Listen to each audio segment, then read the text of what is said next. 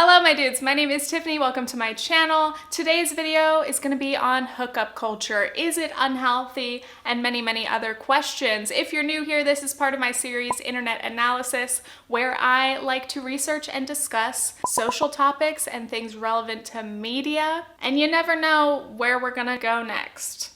In writing and researching my recent videos, I have been on my Instagram polling a lot and asking for feedback and personal experiences of you guys. So today's video is going to include a lot of screenshots and things from some of my Instagram followers because your experiences are much more illuminating than just my own personal experience. As always, I hope to cover a lot in this video, so you will find timestamps below and in the comments in case you would like to skip around or just see a little table of contents about what we're gonna discuss. Let's dive in. What is hookup culture? I think that would describe a culture that is more interested in or solely interested in sex or hooking up rather than pursuing relationships. By the way, for the sake of this video, I don't know how to define hooking up. I think it's an intentionally vague term that doesn't necessarily mean sex. But I think also under the umbrella of hookup culture, that includes casual sex, one-night stands, friends with benefits, no strings attached. Now we're just talking about romantic comedies. But anyway, obviously all of those different specific things are different. So they're not synonymous with each other, but we're gonna be making some generalizations. Also, a lot of hookup culture is very related to college culture, especially in the United States. But of course, it's not just limited to that age group or those locations. You could be older or younger and still participate in hookup culture. Moving on, most people consider hookup culture, casual sex, to be all about physical without any of the messiness of emotions or feelings. Though I do think it is common for people to have recurring hookups with somebody that they may like, but not necessarily want to commit to or be in an actual relationship with. In general, hookup culture is basically about pleasure, fun, and experiences. Really quickly, I'm gonna give you guys some basic pros and cons of casual sex, in case you were wondering. Now, of course, these may not be pros or cons for everyone. Depending on your feelings about casual sex or hookup culture, a pro for someone else may be a con to you, and vice versa. But generally speaking, casual sex pros: no feelings, explore your sexuality, meet new people, and enjoy the fun of accessible contraceptives. Possible cons: your feelings, though you don't want to develop them, can develop and you can get hurt. You have an increased risk of STIs because if you don't know your partner well, you probably don't know if they've been tested, maybe you don't even ask them. The risk is there. On the positive side of hookup culture, it's usually associated with sexual liberation, specifically of women, because with the double standards about sexuality that we have, traditionally men have been praised for being sexually active and having more partners, and women tend to be slut-shamed for it. So in a hookup culture where casual sex and casual encounters are normalized, this can allow women to feel less restricted, feel empowered, liberated, and free to experiment. By the way, of course, hookup culture does not just include heterosexual couples, it applies to everyone. But when we're talking about the kind of traditional heteronormative views of society and sex, a lot of the standards that we have are based on men and women. But anyway, is hookup culture and having casual sex really empowering or liberating? Let's check out the definition of sex positivity because I think that is very relevant. What is sex positivity? Consent is very much at the heart of the values of sex positivity. It is about giving you permission to enjoy sex, to be who you are, to enjoy the things that you enjoy and not feel ashamed of the fact that you are a sexual being or not a sexual being. It promotes and embraces sexuality and sexual expression of all different kinds. The sex positive movement advocates for comprehensive sex and relationships education. So by that definition of sex positivity, again, this is not just about heterosexual, straight sex or relationships. It can apply to anybody. But more importantly, sex positivity can apply to you whether or not you're having sex. If you're not having sex, that's great. If you're having lots of sex, that's great. Again, as long as it is healthy and consensual. Later on in this video, we'll talk a little bit more about whether hookup culture is overall healthy or unhealthy, because there seems to be a lot of mixed conclusions about it. Everybody has their own opinion and perspective. It can be very unhealthy for some people, but it can be very, as I said, empowering, liberating, enjoyable for others. One common thing I heard in the feedback regarding this on Instagram was basically the concept of being considered a prude if you don't participate in hookup culture. Then why is it that I am a prude,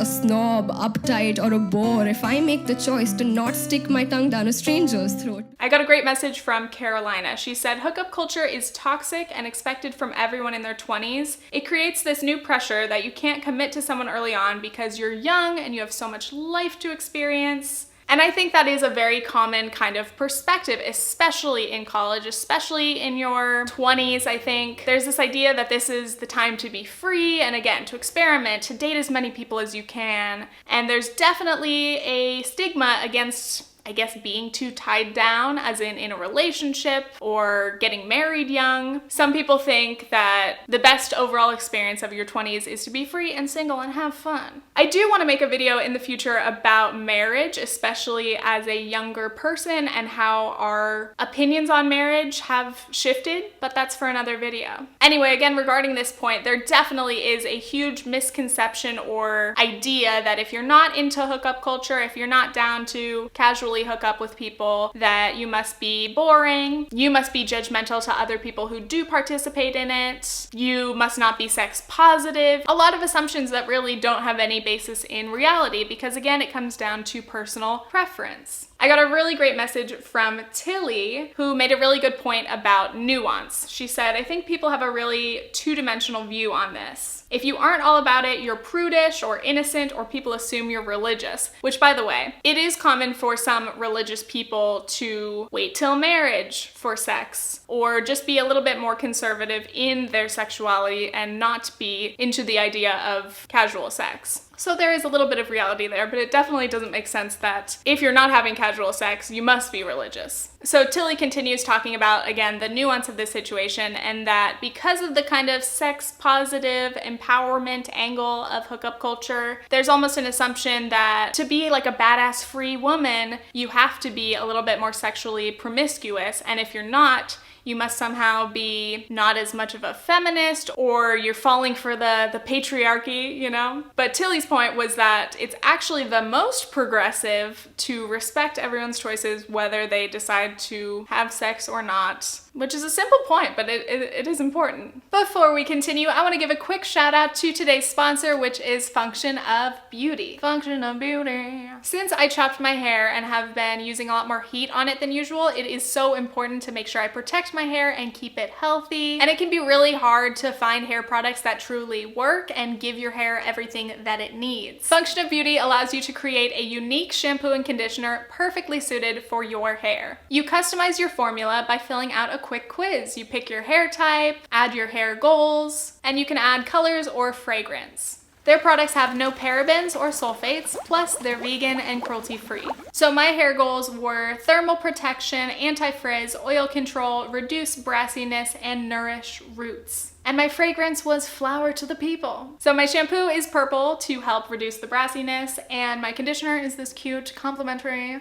lavender color. Function of Beauty also sells this very cute travel pack, which has these very soft little bottles and some very cute hair ties. So again, thank you so much, Function of Beauty, for supporting my channel. If you guys would like to check them out, please click the link in the description. You can get 20% off of your first order. So my next questions are, why are people so motivated to hook up without emotion or ties? And why is there such a big fear of catching feelings? That's definitely a huge element of hookup culture. I mean, some people kind of just feel forced into it because, especially in an environment like college, it seems like everything around you revolves in this hookup culture. Maybe it looks like nobody's looking for anything serious, everyone just wants a fling. So in that situation, you feel like that's your only choice. That's the only way you can interact with people. And I don't think that's necessarily true, but I think it can definitely feel like that's true. And by the way, I also think it is fair to, for whatever reason, not want to pursue a relationship at any time. Maybe you're really busy with work or school, or you just don't feel ready for a relationship, or you're just not down and you just want to have fun without any commitment. Charlie made a really great point. She said it's intimacy on demand. So hookup culture allows you to essentially kind of have the best of both worlds in terms of being able to have an intimate moment or a night with someone, but again, without the strings or the complexity of a full relationship. I also think there may be an element of maybe it being easier to find someone to hook up with rather than find someone who wants to date you, that you want to date also. And this hookup culture can definitely be a way to make yourself feel more sexy and wanted and spontaneous. Okay, next I want to talk about a few ways that the media portrays hookup culture, because I have seen so many of these like doomsday news features where they're like, millennials and Gen Z these days are so scared of commitment in relationships. They're all having sex with each other all the time. It's like, are we the first people to do this?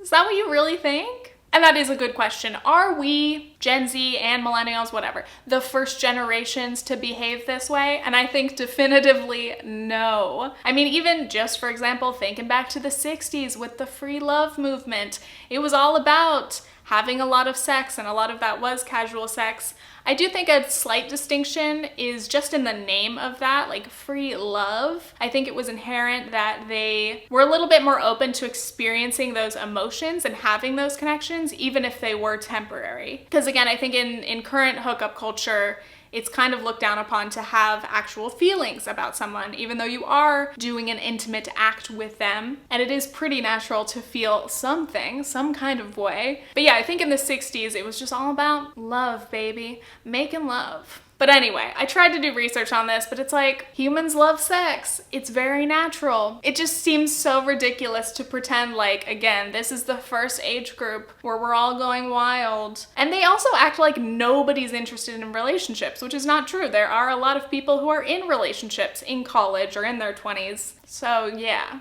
But I do think there is the factor of people, again, I want to talk about this in a future video, of people waiting a little bit longer to settle down, or waiting longer to get married, or a lot of people just not being interested in marriage at all, which I think is a big shift culturally and traditionally. I don't know if it's necessarily happened recently. I think it's been a slow gradual change. But I think there are a lot of factors that come into play as to why generally people are settling down a little bit later. But again, future video, let me know if you want to see it. And another question, does our generation even date anymore? Many people don't even know how they would go about going on an actual date anymore. I don't really think that anyone knows how to date.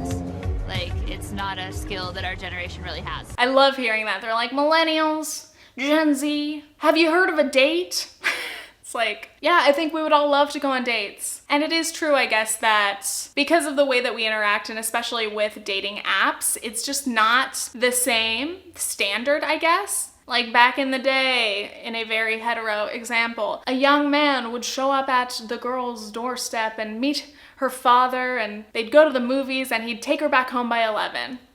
Date night. Yeah, I mean, I think that still does happen. People still do go on dates, but I think it is a lot less common to go on like a proper formal first date. I think people are a lot more likely to meet and just be like, hey, let's hang out, let's grab a drink, come to my place, we'll see what happens. But anyway, again, regarding dating apps, I was gonna include that in this video, but this video is far too long. So again, next video will be focusing on dating apps and how those have changed the way that we are interacting with each other and dating and not dating, hooking up. Next, I want to talk specifically about the LGBTQ plus community and how their interactions are with hookup culture. I got quite a few messages on Instagram from some of my followers who are gay and in college, and they pretty much all said the same thing, that hookup culture is really big in the gay community, especially with apps like Grindr and with college parties. So I don't know if I can necessarily make a generalization and say that maybe gay men just hook up at higher rates, like there's a lot more casual hookups in the gay male community. If you would agree with that statement, let me know. It seems to be kind of that way. But then why? Is there anything specifically in the gay community that makes it harder to settle down or makes it more difficult to actually pursue a relationship? Are people really more so interested in just casual hookups? I don't know. Answer my questions, please. These videos are all just me like, just tell me everything you know. Thank you. Bye. Meet me in the comment section. But I do want to say though, historically, I think it's safe to assume that gay men have had to kind of rely more on these casual encounters rather than being able to be in a kind of public relationship because of the way that society has been. We have not been very accepting of gay relationships until very recent history. So, I don't know. I do have more to say about like bisexuals and lesbians and other members of the community. I got a lot of messages regarding online dating, so I'm going to save that for the next video. But another question I had related to hookup culture was about asexuals, because obviously in a very sexualized society, if you are asexual, you must feel quite out of place. And I was just reading some like Reddit forums and stuff to see how ace people feel in a situation like a college environment, where hookup culture is rampant, and maybe you may be interested in a relationship, but you're not interested in sex. What is that like? Basically, I found it sucks. Maybe join your LGBTQ club and try to meet like-minded people. But anyway, if I have any ace people watching right now, please let me know down below how you feel surrounded by hookup culture or what your thoughts are. And next, I want to talk about communication. Communication is everything. Truly the base of a very solid relationship, whether it's a friendship or romantic or sexual or whatever. Communication. Even if it is a casual hookup, communication. Big fan. I think it's so important to define your expectations, even if it is something as simple as a quick hookup. I think it's very important to be clear about that. Consent. But if you know you're going into something, you want it to be a one-time thing, be open about that. I feel so sad to hear about like the trend of ghosting people. And I get that if you hook up with someone, you may have an assumption like, oh, this is going nowhere, I owe them nothing. But I think there's like a bit of common human decency to where like you don't know necessarily, unless you discuss it, that the other person feels the same and doesn't want anything out of this. So if they text you, don't act like they're a weirdo for hitting you up. Just like be nice and let them down gently. I don't know, that's just my perspective. I think we also have a very confusing like landscape of how we define relationships. I think we still have a desire to kind of put some kind of label on things, even if you're like, oh, we're talking. Like that's a label that means something to us. Or if you're just like casually seeing someone, or if you've like gone on a date but you're not dating because dating means you're in a relationship and you're not like in a relationship. Or maybe you're together but you're not like together. It's very confusing. And there's an ice cream man outside. I've never seen an ice cream man around here. The last thing about communication and commitment is sometimes people go into a situation thinking that they are not at all interested in a relationship, but sometimes you happen to meet someone, and sometimes that is through a casual hookup. It is so common to be like, oh, I'm not interested, I'm not looking for anything serious, but if you meet the right person, for example, all of a sudden things change, and for that one person, you are interested in being in a relationship or pursuing something more serious or committed. So again, communication, baby. I don't know why this is... Okay, finally to the last question. Is hookup culture unhealthy? Is it overall good or bad?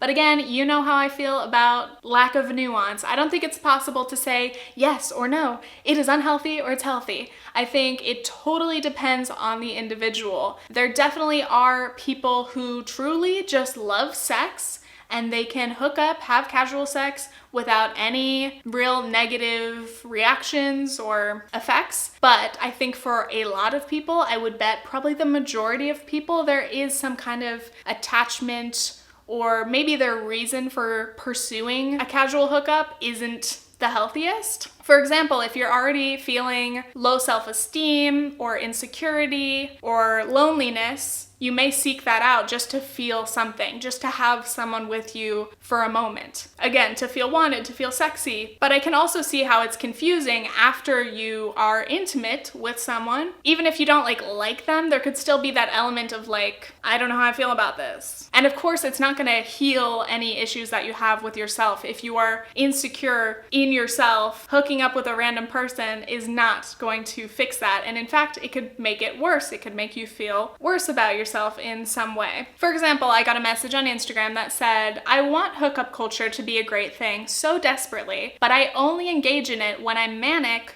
and or as a means to hurt myself. I want to participate in it as a normal person who enjoys sex, but it always makes me have to confront things I hate or I'm not yet ready to look at. Shout out to you for your self-awareness, by the way. Also, I want to say another element of this is some of hookup culture's unhealthy pressures can be really damaging to men and women, anybody, because I was watching this documentary that somebody recommended to me, by the way, really good, and they were talking about toxic masculinity and how sexuality for men, especially as they're growing up, teenagers, college, everything is about proving that you're manly because you can have sex. And you can have sex with a lot of girls. You can have sex with anybody you want. You can have sex and not care about it. It is toxic for us to have that kind of culture in men because men are shamed if they're virgins or if they're not having enough sex or if they can't get a girl. And it teaches them to have really, really unhealthy views of what sex is and intimacy because they're not thinking about it as intimacy. They're just thinking about it as a game or a way to prove themselves. And at the same time, for women, now there is this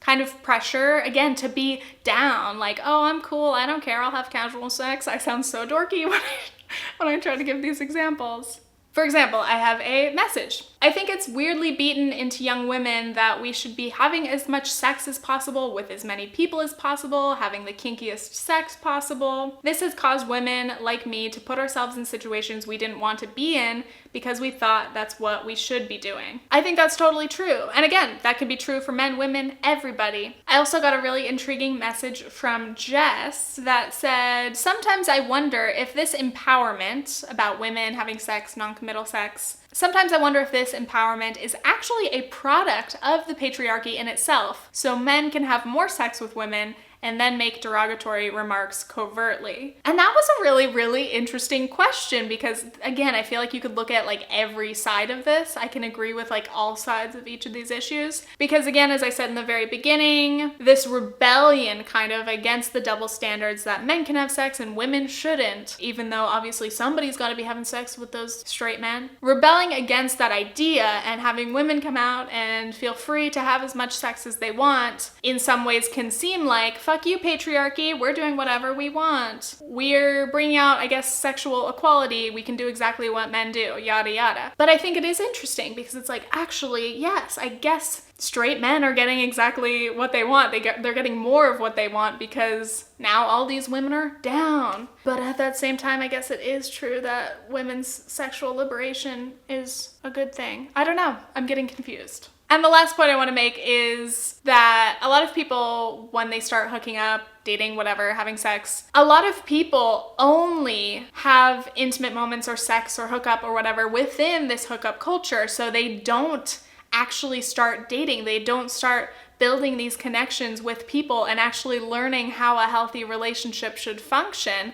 And I can only imagine if you spend years and years only having non-committal, emotionless, or trying to have as minimal emotion sex, you're starting at zero when you finally meet someone and want to commit. It may be even harder for you to be in a monogamous relationship because those kind of concepts may be deeply ingrained in you. These concepts of, oh, you better experience life, and that means don't get tied down to one person. I don't know. I think this is all part of the experience of being a human, just being a person, especially being a young person. Everything is rather new to us, and honestly, the way that you learn these lessons is by going through it. So I don't know. Personally, I guess I'm in the middle of hookup culture. To be honest, I've just always been a big relationship fan, and I've been in like long-term serious relationships pretty much since I was like 16. I have, you know, dated some people or like hooked up a little bit casually over the years in between relationships, but I always do prefer just settling down with one person. That is just my jive.